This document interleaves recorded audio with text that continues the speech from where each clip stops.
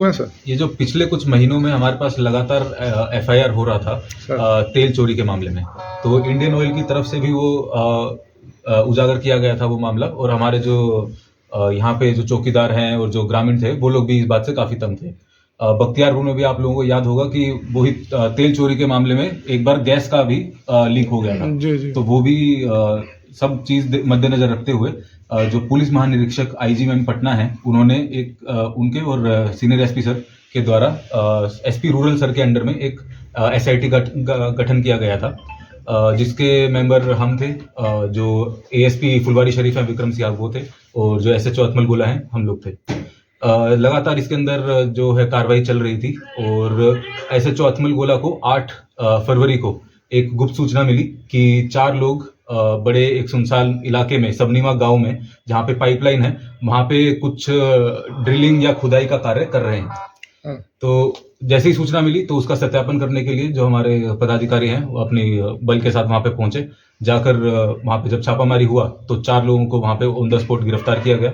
उनके पास से कुछ इक्विपमेंट, जो कि एक ड्रिलिंग का जो होता है, और फावड़ा और कई सारी चीजें, वो भी उनसे रिकवर हुई।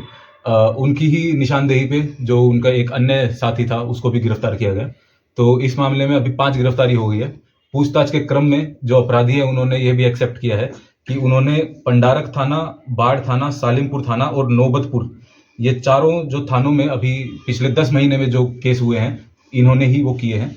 इनके अलावा भी अभी इनके ऊपर जो जमुई और भोजपुर 2 जिलों में और केस हैं, उसके लिए भी इनसे पूछताछ अभी चल रही है। क्या सर ये अंतर जिला अपराधी हैं या अंतर राज्य? देखिए, अंतर राज्य अपराधी ये हैं, क्योंकि इनमें से जो 5 लोग हैं, 5 में से एक जो है टेक्नीशियन, वो यूपी से हैं, वो स्पेशल काम अपना यूपी से सीख के आए हैं, क्योंकि ये कोई मामूली चोरी नहीं है। इसके अंदर एक आपको स्पेशलाइज्ड क्रिमिनल का ये जो गैंग है वो बना हुआ है।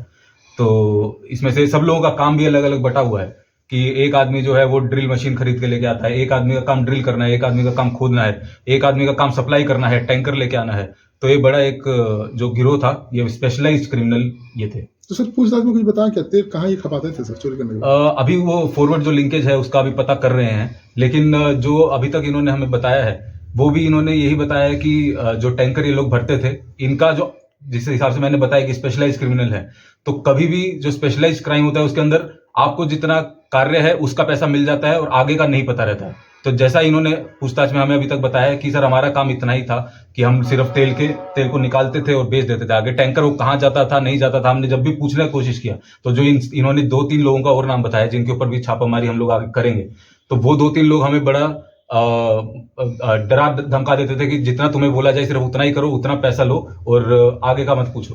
तो सर कुछ रेट तो बताएंगे ना, मार्केट से कुछ कम रेट में बेचते होंगे तभी तो अलग। बिल्कुल जो टैंकर का रेट था, इन्होंने बताया कि जो मेन जो टेक्नीशियन है उनको एक टैंकर पे 40,000 रुपये मिलता था।